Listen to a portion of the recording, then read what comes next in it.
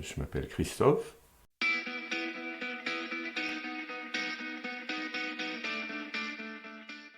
Je suis beau. Non, j'en sais rien. Je suis un homme normal, standard, physiquement, et puis après, au niveau du cerveau, ça gamberge un peu différemment, quoi. Je suis peintre, artiste peintre. Ce qui m'intéresse, c'est les bateaux de pêche et les bateaux de commerce, parce que c'est des objets vivants et c'est pas des objets d'apparat. Peindre des bateaux, c'est un raccourci de toute la création humaine, puisqu'il y a du métal, du bois, du cordage, de l'électronique, de la tuyauterie, etc., des moteurs. Et l'objectif, c'était de montrer la lutte de l'homme face à la nature, parce qu'en fait, eh ben, la mer détruit très très vite.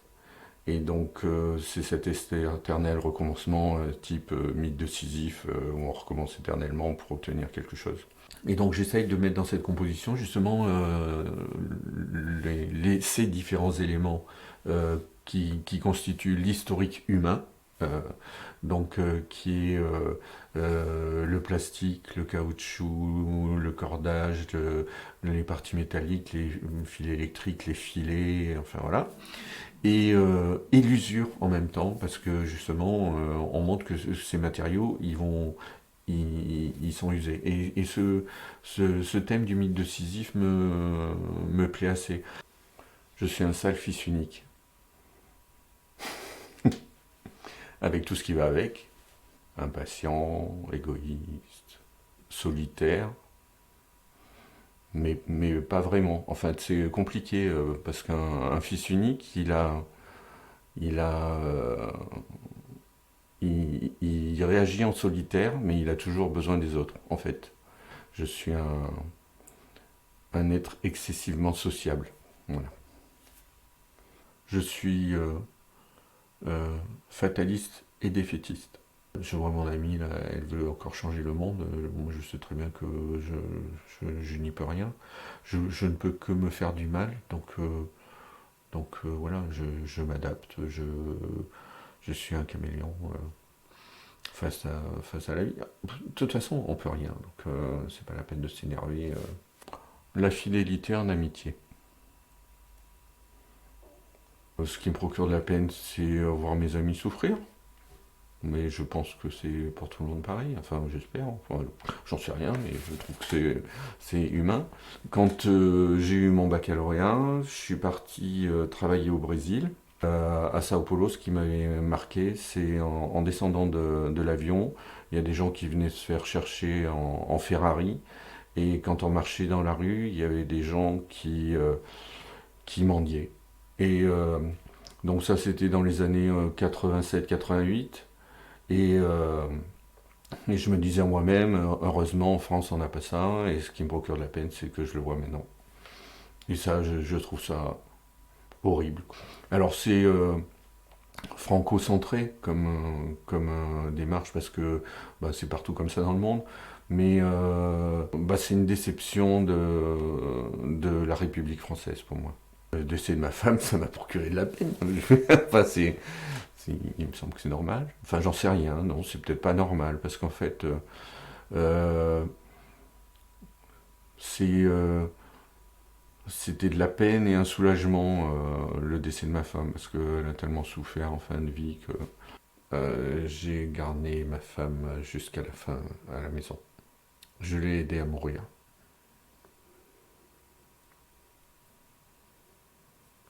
ce qui n'est pas évident. Boire un canon avec des copains, une bonne rigolade, à l'instant présent, un rayon de soleil. Ce matin, là, quand je suis venu en vélo, je suivais le cheminement le long du plan d'eau. Le soleil se levait, c'était super beau. Ça me procure de la joie. Les autres, les autres. J'aime les gens. Enfin, bah, C'est peut-être un fil rouge de ma vie, en fait, d'aimer les gens. Bon, et on a beaucoup voyagé. En fait, mon objectif, c'était d'être un globe-trotteur. Et ben, là aussi, c'est le voyage pour voir, donc pour voir des paysages, certes, mais pour voir des gens, pour voir des cultures, pour voir autre chose, des fonctionnements, en sachant que de toute façon, quand on voyage, euh, beaucoup, avec l'âge, on ferme son cercle. En vieillissant, eh ben, c'est pas qu'on cherche du confort, c'est que le corps ne peut plus supporter ces conditions. Donc, eh ben, après être allé au fin fond de l'Indonésie, après, eh ben, on réduit, on va à Bali, et puis après, on va dans en Europe, et puis après, on va en France. Ben là, je commence à rentrer dans le deuxième cercle de l'Europe étendue. Quand j'ai fait mes études de médecine après pour devenir dentiste, qu'est-ce que je faisais? Je soignais les gens. Je soignais pas, à la différence des praticiens actuels qui soignent une dent, moi je soignais les gens. C'est pas tout à fait la même approche hein, entre faire un acte médical et soigner une personne. Quand on soigne quelqu'un, on soigne pour son bien-être général, pour pour qu'il soit le mieux possible.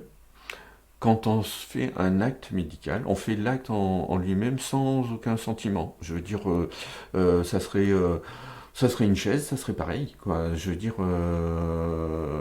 voilà, comme on répare une chaise, il y a pas de sentiment à avoir. J'avais cet idéal écolo-gaucho, on va dire. Et en fait, je voulais faire archi. J'avais un voisin qui était architecte. C'était dans les années 86-87 déjà. Et moi, je voulais déjà faire la maison autonome, les maisons bioclimatiques. C'était ce que je voulais faire. Et donc, c'était trop en avance pour la période, ça se faisait pas. Il y avait 3-4 illuminés écologiques qui faisaient ça, donc ça marchait pas. C'est pour ça que je me suis orienté sur une autre voie.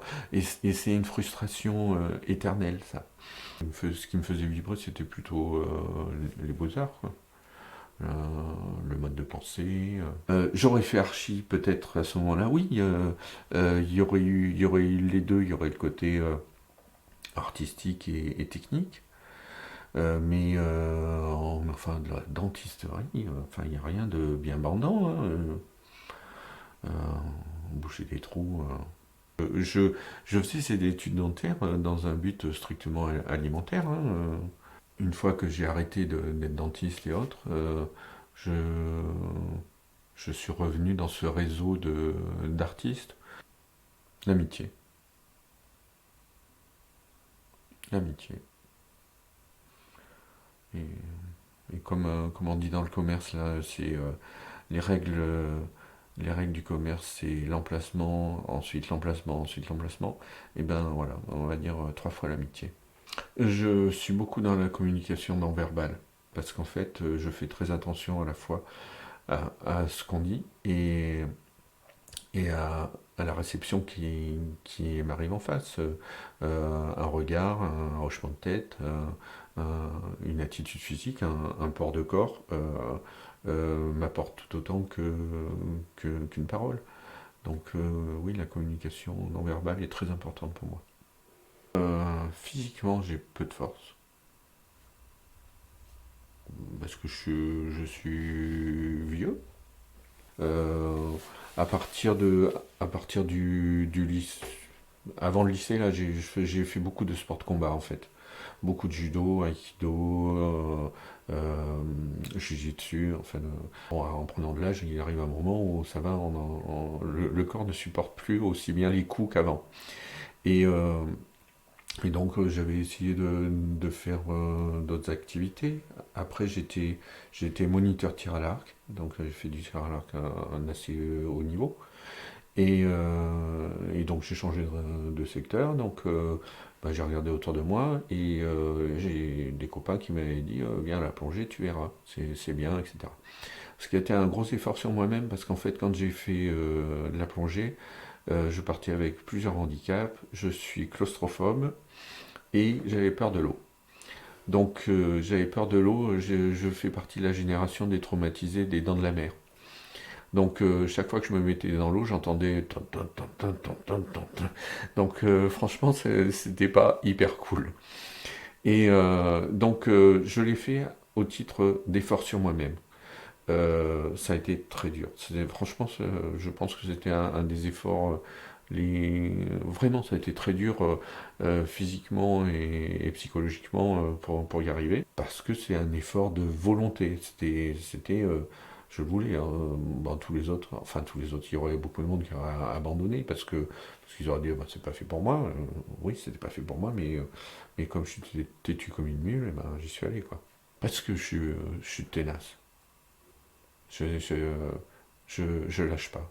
Je suis tenace mais pas têtu, au sens, si on m'explique que j'ai tort et que je comprends pourquoi j'ai tort, j'arrêterai. La fragilité. J'aime les failles des gens. Et parce qu'en fait, c'est à travers leurs failles qu'on les connaît. Et justement, leur faille fait leur force. Et quand je dessine un corps, je dessine son histoire à travers ce corps. Et donc ça passe par les fragilités, les blessures autres.